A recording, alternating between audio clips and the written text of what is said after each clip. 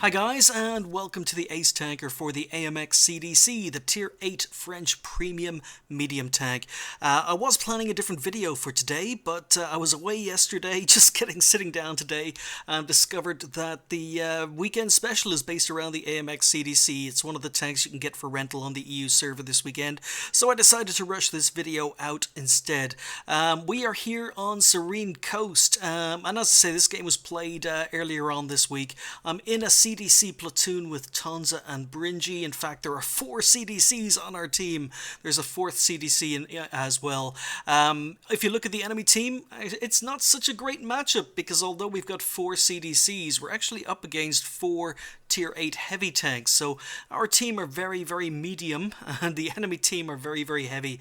But the AMX CDC, what can I say about it? It's fast, it's maneuverable, it's got a decent gun, although to be honest, I find the gun a little bit lackluster. Sometimes I find the accuracy on the gun very, very frustrating. In a Tier 9 game, I think the gun's quite good. So 212 millimeters of penetration, 240 alpha damage. It's exactly the same stats, penetration and damage wise as a lot of French 90 millimeters. It's very, very similar to the FCM50T's gun, but I find that the soft stats on the gun aren't quite so good. Another reason the gun isn't quite so good on the CDC as it maybe is on the FCM50T is down to the matchmaking, because the AMX CDC doesn't get any special matchmaking. It will see Tier 10s unlike the FCM50T. However, we're not seeing any Tier 10s in this game. As I say, it's a Tier 9 game, only 3 Tier 9s on either side. So the AMX CDC's main strengths have to be its speed, its maneuverability, and its gun depression. It's got very, very good gun depression. But as I say, it's got some big weaknesses. I find the gun handling not fantastic, and the armor is absolutely terrible. You're not going to be bouncing any shots in this tank. If you do, it's down to luck. So quite often you're going to be trading the hit points of your tank in order to do damage. But I think it's a very, very good premium tank if you're an experienced player, because I think the CDC benefits from someone who always has their eye on the minimap. Anyway, here we go. It's my first Ace Tanker in the tank. And originally my plan, like most medium tanks with good gun depression is to head over to the 1 line and maybe work E1. Use the hill over there, and because we had 4 CDCs on our team, I thought I'd have plenty of backup.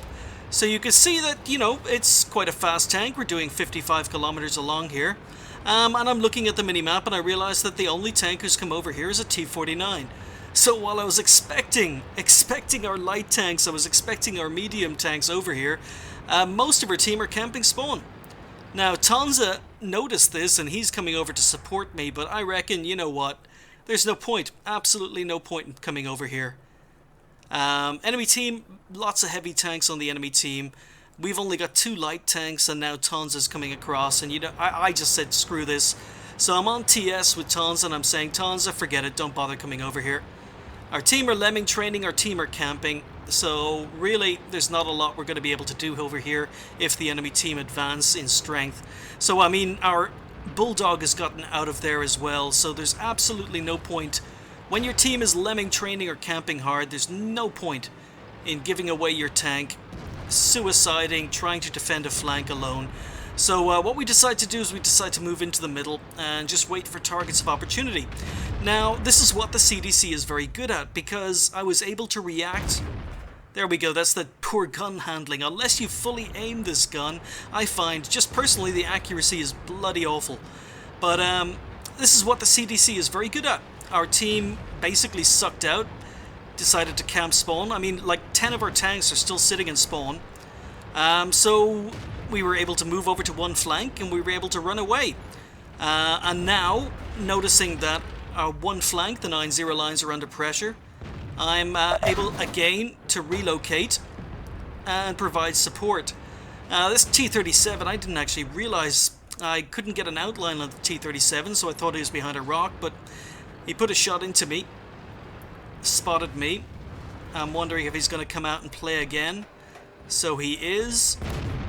And yeah, when you aim fully, the gun can be quite good. There are RT in this game. There are 2 RT in this game, so I've just relocated. I'm going to try and support the tanks on the 9-0 lines. get a nice shot into the VK. But, you know, 240 damage, and I've had 2 very, very low rolls on the gun so far.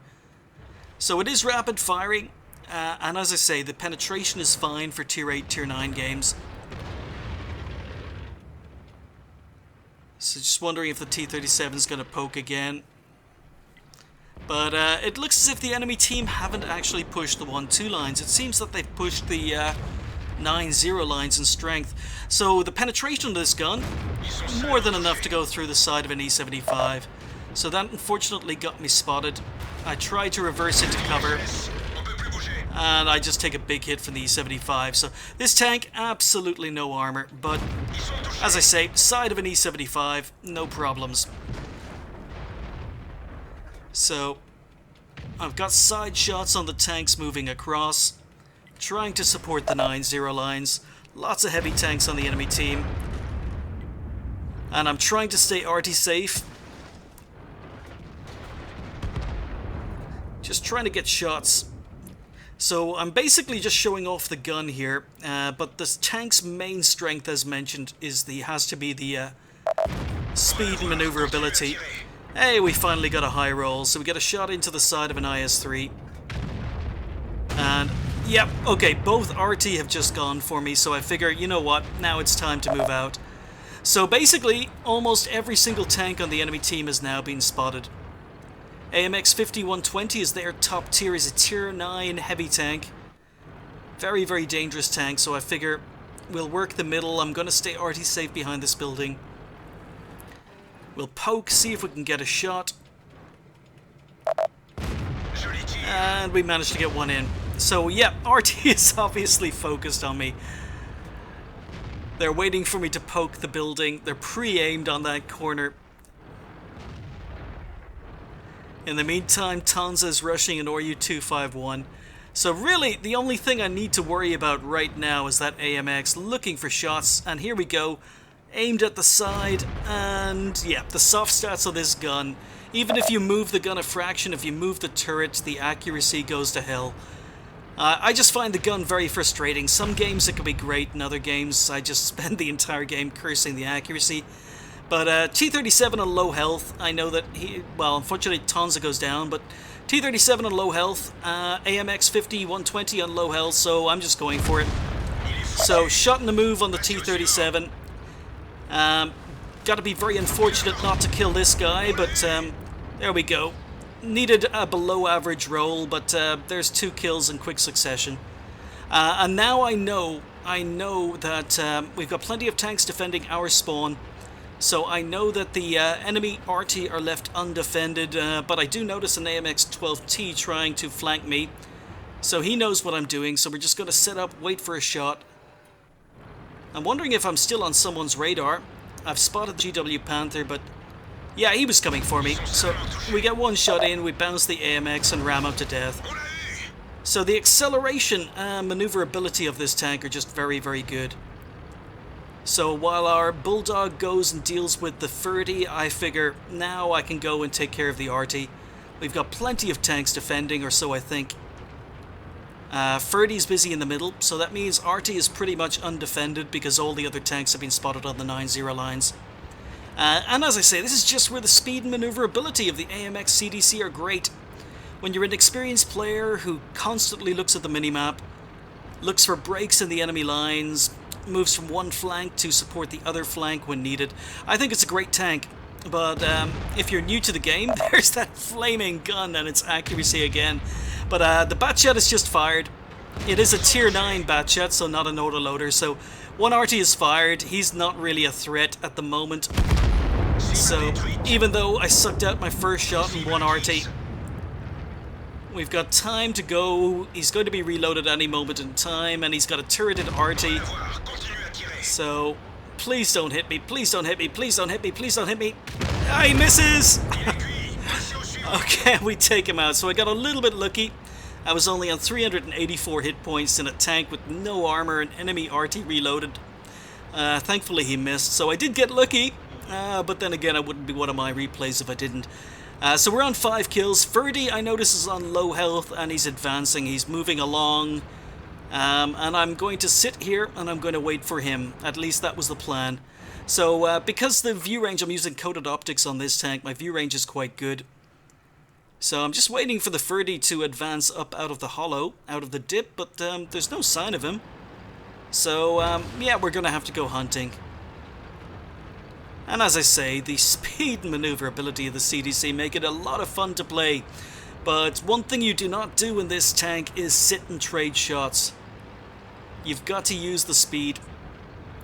So Ferdy, low health, one hit kill, and we just sit. Lots of gun depression, and there we go.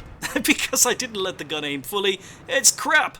But when you let the gun aim in fully, it's just fine. So there we go. We're on. That's our top gun. 3 tanks left on the enemy team. Now, IS-3 can potentially one-hit kill me. Or not potentially, he could one-hit kill me. I do have a shot. And that shot didn't even look as if it reached the IS-3. So, taking snapshots with this tank, not advised, but... Oh, I've just found the 110. I was asking Bringy where the 110 was. It turns out he's flanking me, but Bringy's running from the IS-3. I've got side shots. IS-3 isn't focused on him, so take out the IS-3. There's kill number 7. T-43 goes down, just the 110 left. Wondering where he is. And he was pre-aimed. He's a 2-shot kill, so we get 1 shot into him. I'm on 71 health. Unfortunately, he's ammo-racked me. And I don't have a repair kit or a first aid kit anymore, so this tank has no armor, takes a lot of damage. But we take him out, even though we were ammo-racked, we reload in time for kill number 8. But as I was saying, this tank has absolutely no armor, so shots from enemy tanks are going to take out crew members, they are going to take out modules. Expect to go through a lot of first aid kits, expect to go through a lot of repair kits if you're driving the AMX CDC, but it's fast, it's maneuverable, it's fun, and if you're an experienced player, I really, really recommend this tank. If it's your first Tier 8 Premium, then I can't really recommend it. You do need to have a lot of map awareness, look for breaks in the enemy lines, be able to use the speed and maneuverability and the gun depression to get the most out of this tank. You can't trade shots while you're playing the AMX, but that was my first Ace Tanker in the tank. We picked up a Radley's and the automatic top gun for that. I finished top on XP with 1489, 3,449 damage, 8 kills. I fired 23 and only hit 17, so when you do hit, the penetration is fine. Hit 17, pen 17, but when you take snapshots or shots before you're fully aimed, I find the accuracy on the gun is a little bit lacking. I, for some reason, find the accuracy on the FCM50T actually better, but maybe that's just in my mind. We spotted 2, damaged 11, destroyed 8, did 572 assistance damage, and it's a premium tank, so you're going to be earning a lot of credits in the AMX CDC when you have good games. 93,000 credits earned after costs. You can see that the ammo costs are quite cheap, only came to 6,000 credits even though we fired 23. So 2,233 XP on a ×2 first game of the day, left me on 4,689. So that's the tank everyone is playing for this weekend as the weekend special. AMX CDC. Very, very good tank. I can recommend it. I think it's one of the better Tier 8 premium tanks, but as I say, really benefits the more experienced you are. Thanks for watching. I'll see you next time.